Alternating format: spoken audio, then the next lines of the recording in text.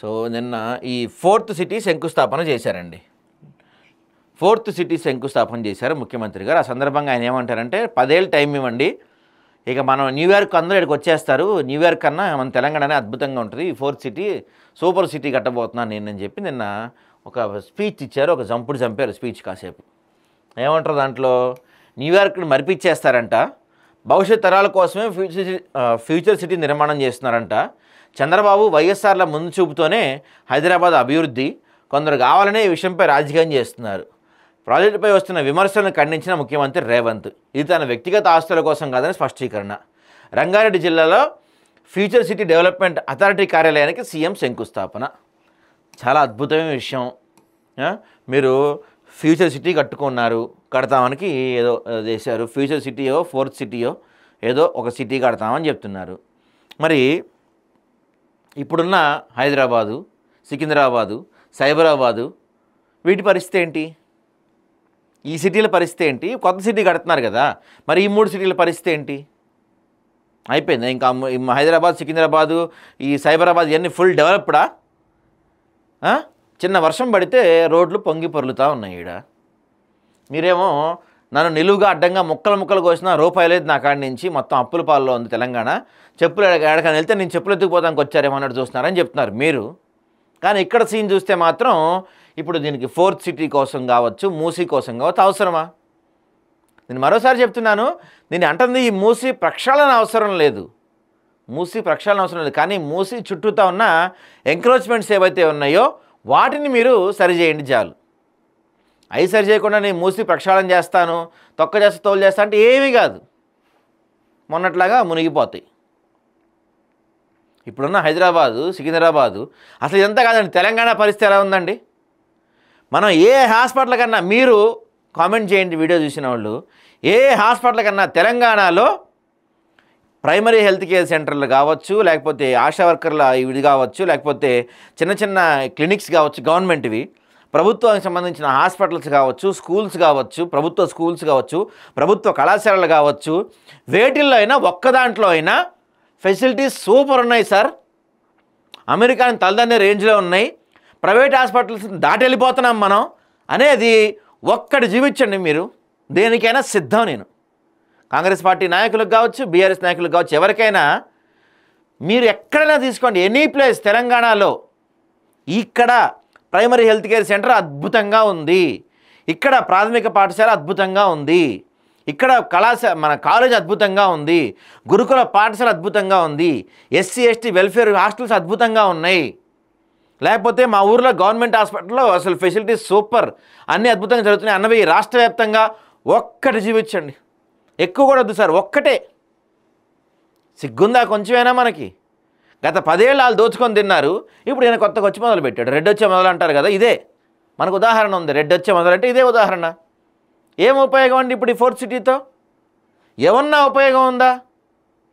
ఏంటంటే Chandrababu Naidu cyber city కట్టాడు, YS Rajasekhara Reddy ఇంకేవో Polavaram లాంటివి కట్టాడు, కేసీఆర్ కాళేశ్వరం కట్టాడు, నేను కూడా ఏదోటి కట్టాలి, భవిష్యత్ తరాల్లో అరే ఫోర్త్ సిటీ రేవంత్ రెడ్డి రాబాయ్ అని చెప్పుకోవాలి, అందుకోసమే మీరు చేస్తుంది ఇది తప్ప ఏమన్నా ఉపయోగం ఉందా?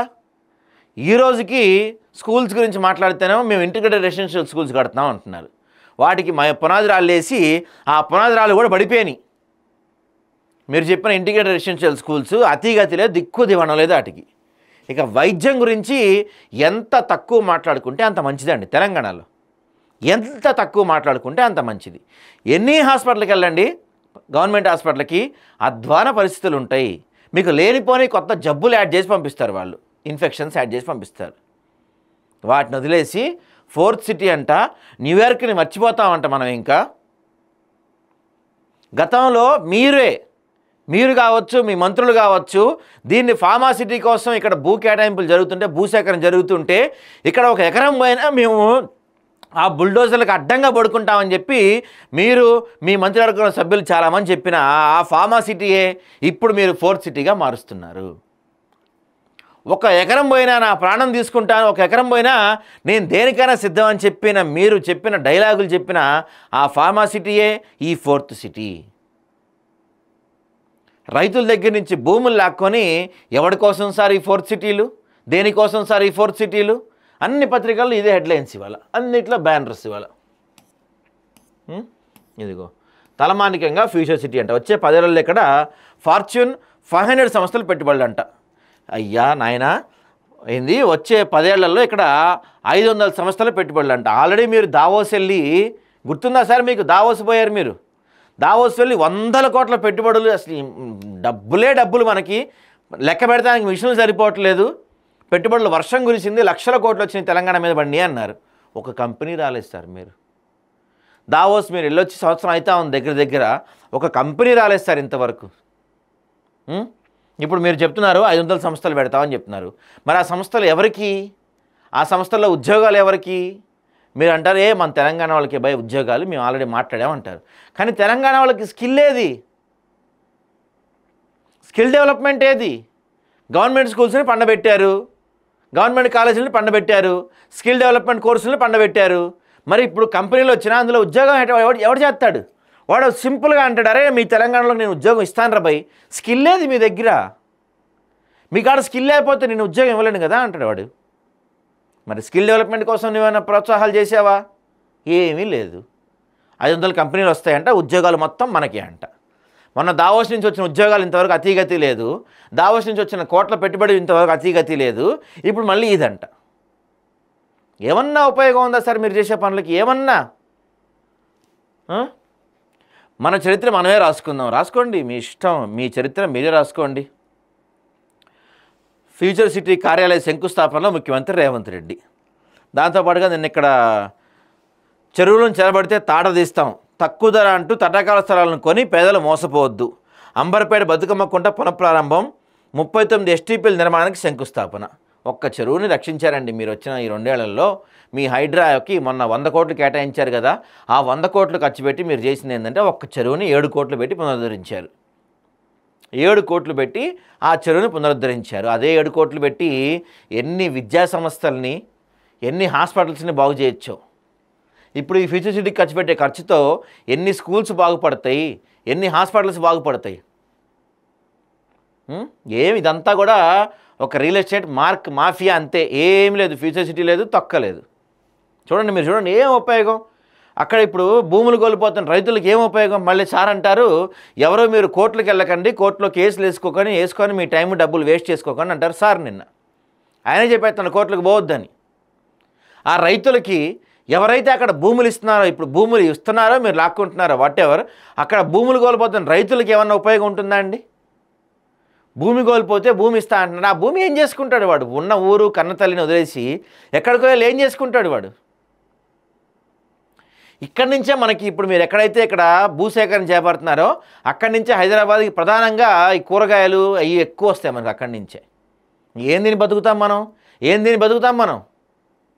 ఇష్టానుసారంగా 4th సిటీ, ఫ్యూచర్ సిటీ. మొన్నటి వరకు వాళ్ళేమో కేటీఆర్ ఏమో ఆ గచ్చిబౌలి మీదే పడ్డాడు, మొత్తం ఆ చుట్టుపక్కల మొత్తం డెవలప్ చేశాడు, జనాభా మొత్తం అక్కడే ఫుల్ ట్రాఫిక్ పెరిగిపోయి అక్కడ అల్లాడిపోతుంది అవుటర్ రింగ్ రోడ్ పైన కూడా. ఇప్పుడు మీరేమో వీటి మొదలు పెట్టారు. ఎవడిష్టం వాడిది, ప్రజలు పిచ్చోళ్ళు అంతే, ఏముంది?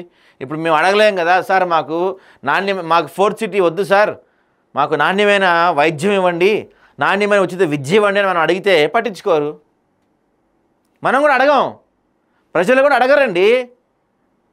ఒక్క ప్రజలను చూపించండి, ఒక్క ప్రాంత ప్రజల్ని, మా ప్రాంతానికి మంచి స్కూల్ కావాలి, మా ప్రాంతానికి మంచి హాస్పిటల్ కావాలి, మా హాస్పిటల్లో ఫెసిలిటీస్ కావాలని ధర్నాలు చేసిన జనాలు చూపెట్టండి. ఎక్కడ ధర్నాలు చేసిన జనాలు చూపెట్టిన అదే రేపు ఎలక్షన్స్ అప్పుడు డబ్బులు పంచుతారు చూసారా, డబ్బులు పంచేప్పుడు అరే వాళ్ళకి 2000 ఇచ్చారంటగా మాకు 1000 రూపాయలు ఇచ్చారు అని చెప్పి ధర్నాలు చేస్తారు. ఆ ఊరిలో ఫుల్ బాటిల్ ఇస్తున్నారంట కదా, మాకేంది బీర్లు ఇస్తున్నారని చెప్పి ధర్నాలు చేస్తారు.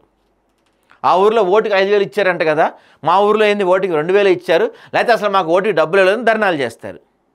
వీటికి మాత్రం చేయరు, వీళ్ళు మాత్రం ఇట్లానే ఉంటారు. తప్పు మన దగ్గర పెట్టుకొని వాళ్ళంటే ఏం ఉపయోగం చెప్పండి? గల్లా పట్టుకొని నిలదీయండి. రేపు వచ్చినప్పుడు స్థానిక సంస్థలకు వస్తారు కదా, రేపు ఎలక్షన్స్ కోసం వస్తారు కదా, గల్లా పట్టుకొని అడగండి, ఏమైనా మీరు ఇచ్చిన హామీలు, ఏమైనా ఎటుపోయినా మీరు ఇచ్చిన హామీలు అని అడగండి. ఎప్పుడు న్యూయార్క్ బాగుంది, టోక్యో, సింగపూర్ నగరాలు బాగున్నాయి, దుబాయ్ చాలా బాగుంది అనుకోవడమేనా? 70 ఏళ్ళుగా అలాంటి నగరాలు ఉండాలని కళ్ళగంటున్నాం. ఇప్పుడు మన చరిత్రను మనమే రాసుకుందాం. ప్రపంచానికంగా తలమానికంగా భారత్ ఫ్యూచర్ సిటీ నిర్మిస్తాం. 10 ఏళ్ళు అధికారంలో ఉండేలా అవకాశం ఇవ్వండి. అయిపోయింది. గతంలో సేమ్ యాజ్ ఇట్ ఈజ్ చెప్పిండు కేసీఆర్. ఇప్పుడే వచ్చా నేను, 5 ఏళ్ళే అయింది, 5 ఏళ్ళు ఆంధ్ర వాళ్ళ కుట్రలను ఎదుర్కోవడానికి సరిపోయింది నాకు, ఇప్పుడే మొదలుపెట్టా కాళేశ్వరం ఇట్లాంటివన్నీ, నన్ను మళ్ళోసారి గెలిపించండి, ఆంధ్ర వాళ్ళని బయటికి పంపించేస్తాను, కుట్రలు తరిమి తన్నేస్తాను, మొత్తం తెలంగాణని బంగారు తెలంగాణ చేస్తా, కాళేశ్వరం, మిషన్ భగీరథ, మిషన్ కాకతీయ, ఇక మీకు అసలు కష్టాలే ఉండవు, రామరాజ్యం అయిపోద్దని చెప్పాడు ఆయన. సీన్ కట్ చేసి సెకండ్ 5 ఏళ్ళు ఆ ఆంధ్ర కంపెనీలతోనే వ్యాపారాలు పెట్టించి, ఆంధ్ర కంపెనీలకి కాంట్రాక్ట్లు ఇచ్చి మొత్తం తెలంగాణని పూర్తిగా దోచుకొని అప్పులు గొప్పగా వదిలేసిపోయిండు. ఇప్పుడు ఈయన అయిపోయింది, ఈయన వచ్చిండు, ఈయనేమంటాడు 10 ఏళ్ళు నాకు అవకాశం ఇవ్వండి అంటాడు. ఇప్పుడు మనం అడుగుతాం, సార్ ఇంటిగ్రేటెడ్ రెసిడెన్షియల్ స్కూల్ వేసారంటే, అరే మొన్నే పునాది వేసాను రా భయ్, నేను మొన్నే అక్కడ దానికి ఫౌండేషన్ స్టోన్ వేసాను, మళ్ళీ గెలిపించండి, ఖచ్చితంగా ఈసారి పూర్తి చేస్తా అంటాడు. Same dialogue. 430 ఏళ్ల క్రితం కులీ కుతుబ్ షా హైదరాబాద్ నగరానికి పునరాయి వేస్తే మన భవిష్యత్ తరాల కోసం ఫ్యూచర్ సిటీ నిర్మించుకుందామని సీఎం చెప్తున్నారంట. హైదరాబాద్ సమీపంలోని కందుకూరు మండలం మీర్ఖాన్పేట్లో ఫ్యూచర్ సిటీ కార్యాలయం, రతన్ టాటా గ్రీన్ఫీల్డ్ రేడియల్ రహదారులకు ఉప ముఖ్యమంత్రి బట్టి విక్రమార్క, మంత్రులు దుద్దిలో శ్రీధర్బాబు, అడ్లూరు లక్ష్మణ్తో కలిసి ఆదివారం శంకుస్థాపన చేశారు. బుల్లెట్ రైళ్లంట, అద్భుతమైన రహదారులంట. ఏమండి వింటున్నారా? బుల్లెట్ రైళ్లంట, భావినగరంలో అంతర్జాతీయ ప్రమాణాలతో కూడిన సకల సౌకర్యాలు ఉంటాయి. అంటే ఇక్కడ సిటీలో ఉండవా ఇంక నుంచి? అయితే భావినగరంలో అంతర్జాతీయ ప్రమాణాలతో కూడిన సకల సౌకర్యాలు ఉంటాయని చెప్తున్నారు. అంటే సిటీ ఇంకా హైదరాబాద్ వదిలేసేయాలి అందరం, మేము హైదరాబాద్లో ఉండవా ఇంక నుంచి? వచ్చేయన్నీ అటే పెట్టుకుంటారా మీరు? మరి హైదరాబాద్, సికింద్రాబాద్, సైబరాబాద్ పరిస్థితి ఏందండి? స్వచ్ఛమైన నీరు అంట, యాడ్ నుంచి వస్తుందో మరి స్వచ్ఛమైన నీరు. నిరంతర ఉచిత విద్యుత్ సరఫరా అంట. మెట్రో నగరాలు అనుసంధానించే అద్భుతమైన రహదారులు వస్తున్నాయి. ఫ్యూచర్ సిటీ నుంచి అమరావతి మీదుగా చెన్నైకి బుల్లెట్ రైలు, శంషాబాద్ నుంచి బెంగళూరుకి బుల్లెట్ రైలు ఇచ్చేందుకు కేంద్ర ప్రభుత్వం అంగీకరించింది. ఇక్కడ నుంచి అమరావతికి నేరుగా ప్రత్యేక రహదారి అందుబాటులో ఉంటుంది. దక్షిణ భారతదేశంలో ఓడలేని రాష్ట్రం తెలంగాణ. భవిష్యత్తులో ఫ్యూచర్ సిటీలో సమీపంలో డ్రై పోర్ట్ ఏర్పాటు చేయనున్నాం. ఇందుకోసం ఇక్కడ నుంచి మచిలీపట్నం వరకు 12 వరుసల రహదారి నిర్మిస్తారంటండి. 12 వరుసల రహదారి అంట. ఫ్యూచర్ సిటీలో భూగర్భ కేబుల్ ద్వారా విద్యుత్ సరఫరా చేయనున్నాం. డిసెంబర్లో నైపుణ్యాల విశ్వవిద్యాలయాన్ని ప్రారంభించున్నాం. ఇకపై ఫ్యూచర్ సిటీ కార్యకలాపాలను పర్యవేక్షించేందుకు నేను, డిప్యూటీ సీఎం శ్రీధర్బాబు ఇక్కడికి వస్తాం. అది హైదరాబాద్ నగరానికి 430 ఏళ్ల క్రితం కులీ కుతుబ్ షా పునాదిరాయి వేసినప్పుడు చెరువులు, నదుల్లో చేపల్లా నా నగరంలో ప్రజలు ఉండాలని భగవంతుని ప్రార్థించారు. అనంతరం 220 ఏళ్ల క్రితం నిజాం నవాబ్ సికింద్రాబాద్ నగరం నిర్మించారు. ఉమ్మడి ఏపీని పరిపాలించిన ముఖ్యమంత్రి చంద్రబాబు నాయుడు, వైఎస్ రాజశేఖర రెడ్డి దురదృష్టి కారణంగా హైటెక్ సిటీ, ఓఆర్ఆర్ అంతర్జాతీయ విమానాశ్రయాలు వచ్చాయి. దీంతో మనం ఫార్మా సిటీ, ఐటీ రంగాల్లో వేగంగా ఎదుగుతున్నాం. సిలికాన్ వ్యాలీలో మనదైన ముద్ర వేసి ప్రపంచంతో పోటీ పడుతున్నాం. భారత్ ఫ్యూచర్ సిటీ సాకారం అయితే ఇక్కడ ఉన్న వారంతా మేము గొప్ప నగరంలో ఉంటున్నామని గర్వంగా భావిస్తారు.